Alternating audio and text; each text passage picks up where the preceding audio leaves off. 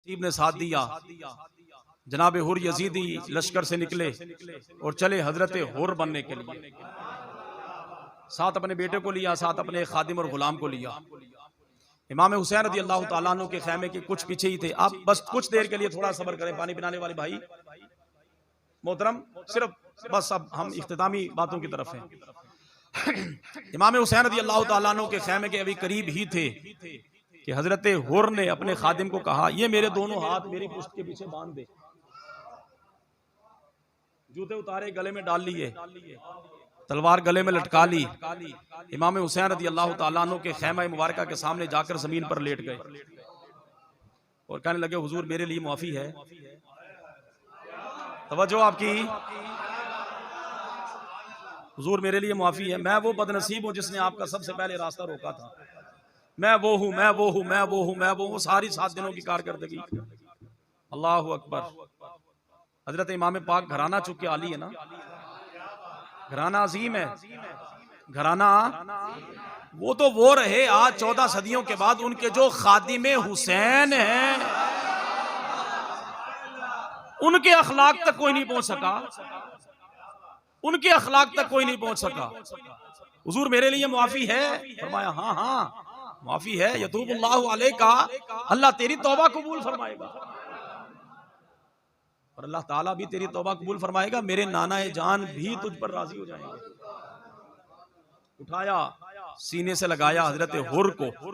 हजरत नाम पूछा तो हुर था। फरमाया हाँ वाकई तेरी माँ ने तेरा नाम हुर रखा है और आज तू हुर बना है।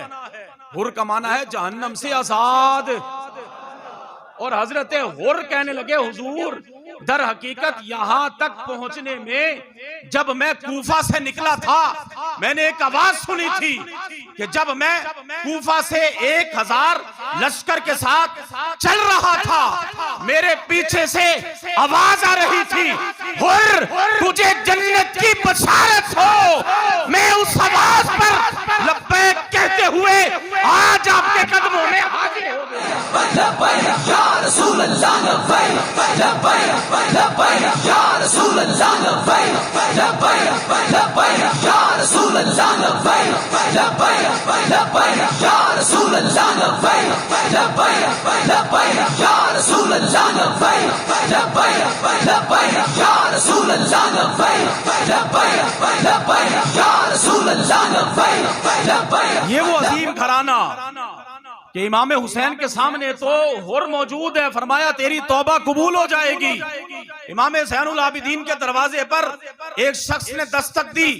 दरवाजा खोला, कहने लगा, हुजूर फकीर आदमी हूँ, मजलूम हूँ और मुझे मारने के लिए लोग पीछे भागते आ रहे हैं। आपके घर में पनाह लेना चाहता हूँ। इमाम ने दरवाजे खोल दिए। 3 दिन तक वो बंदा मेरे इमाम के घर में मौजूद रहा। मेरे इमाम उसे, इमाम ज़ैनुल आबिदीन उसे खाना भी देते रहे, उसे पानी भी देते रहे, उसके लिए रिहाइश का बंदोबस्त भी करते रहे। तीसरे दिन जब घर से बाहर जाने लगा, कहने लगा, हुजूर लगता है आपने मुझे पहचाना नहीं।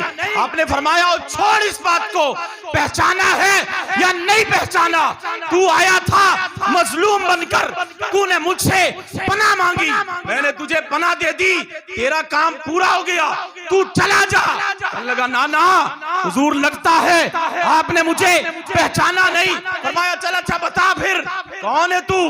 कहने लगा जनाब मुहर्रमुल हराम की 10 तारीख थी, मैदाने करबला था, आपके अब्बा जी को जिन लोगों ने शहीद किया था मैं भी उन्हीं जालिमों में था। लगता है आपने मुझे पहचाना नहीं, अगर पहचान लेते तो दरवाजा बंद कर देते। मेरे इमाम ने फरमाया जालिम जब तू आया था मैंने तुझे आते ही पहचान लिया था। हुजूर फिर 3 दिन तक ये मेजबानी क्यों की। फरमाया जालिम वो तेरा किरदार था, ये हमारा या रसूल अल्लाह लब्बैक लब्बैक लब्बैक या रसूल अल्लाह लब्बैक लब्बैक लब्बैक या रसूल अल्लाह लब्बैक लब्बैक लब्बैक या रसूल अल्लाह लब्बैक। वो तेरा किरदार था, ये मेरा किरदार है। हुसैन एक शख्सियत का नाम नहीं, हुसैन एक फिक्र का नाम है, हुसैन एक सोच का नाम है। अगर आज हुसैनी किरदार को हम अपनाना चाहते हैं, आज अगर घर घर हम फिक्रे हुसैन पहुंचाना चाहते हैं, तो फिर उसका एक ही तरीका है, दरे रसूल से चिमट जाए। सारी कायनात की इज्जतें अगर चाहते हैं, मुस्तफा के कदमों में आ जाए, मालिक कायनात की इज्जतें तुम्हें अता फरमाए। और यही सबक आज 14 सदियों के बाद कायदे मिल्लत इस्लामिया ने दिया। वो शख्स के बातिल ने जिसकी गर्दन झुकाने की बड़ी कोशिश की, लेकिन उसने हर मर्तबा अपनी जुबान मुबारक से यही कहा।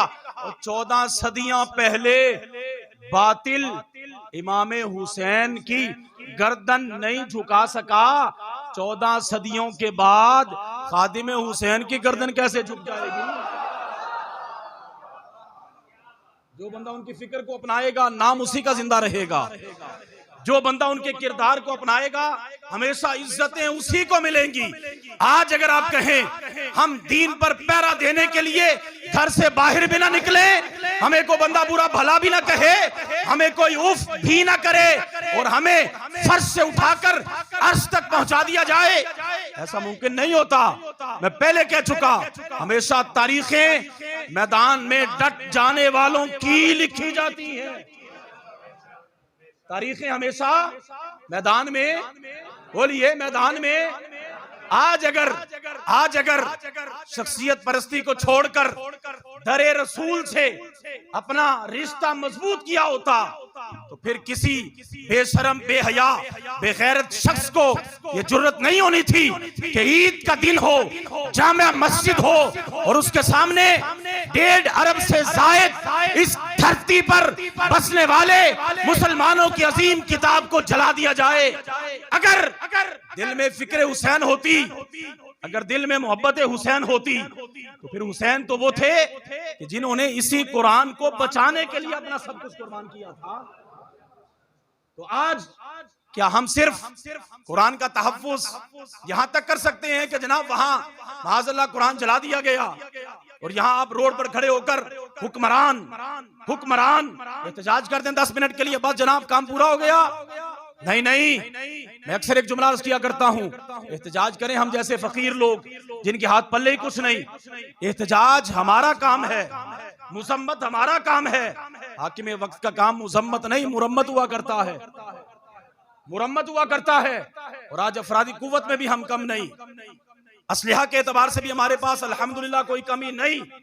हर एतबार से मुसलमान तमाम वसाइल से माला माल है, लेकिन फिर क्या वजह है कि आए दिन हमारी ही मुकद्दस किताब की तौहीन क्यों होती है? क्योंकि उनको इल्म है, ये वो हजरात ने जो सिर्फ जुबानी कलामी मुसलमान है, इनकी गर्दनों के ऊपर सिर्फ जुबान की हद तक कुरान चलता है, इनके सीनों में कुरान नहीं है।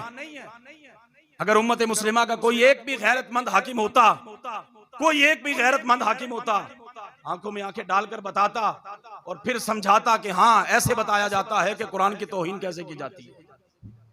और मैं अक्सर एक बात अर्ज किया करता हूं, काश कि आज जनाबे फारूक आजम जैसा पूरी दुनिया में कोई एक भी हुक्मरान होता, कोई एक भी हुक्मरान होता, तो फिर कुरान जलने से पहले सारा स्वीडन जलकर भस्म हो चुका होता। अगर एक भी कोई गैरतमंद हाकिम होता। माज मुजम्मतें, कब तक ये काम चलेगा?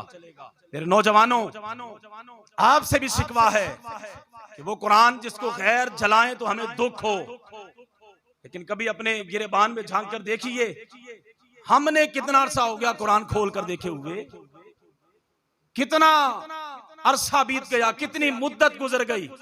अब इससे आगे हमें और क्या लेना है? नबी अलैहिस्सलाम ने इरशाद फरमाया, अपनी औलाद को 3 बातें सिखा दो। आखिरी जुमले अर्ज कर रहा हूं, अद्दिबू औलादकुम सलासता खिसाल। अपनी औलाद को कितनी बातें सिखा दो? बोलो कितनी बातें? हुब्बा नबीयकुम, अपने नबी की मोहब्बत सिखा दो।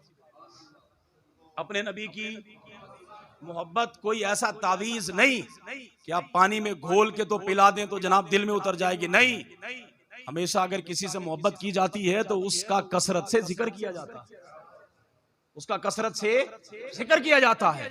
रसूलुल्लाह का कसरत से जिक्र कीजिए, देखिए फिर दिलों में मोहब्बत आती है कि नहीं आती। नंबर 1। नंबर 2, मेरे करीम आका सल्लल्लाहु अलैहि वसल्लम ने इरशाद फरमाया, अपनी औलाद को कुरान की तिलावत सिखा दो। अपनी औलाद को, हम में से कितने ऐसे नौजवान हैं जो रोजाना की बुनियाद पर एक रुकू पढ़ते होंगे, जो रोजाना की बुनियाद पर एक पारा तो बड़ी दूर की बात है। कितने ऐसे बंदे हैं कि जो रोजाना की बुनियाद पर सिर्फ कुरान को खोलते होंगे।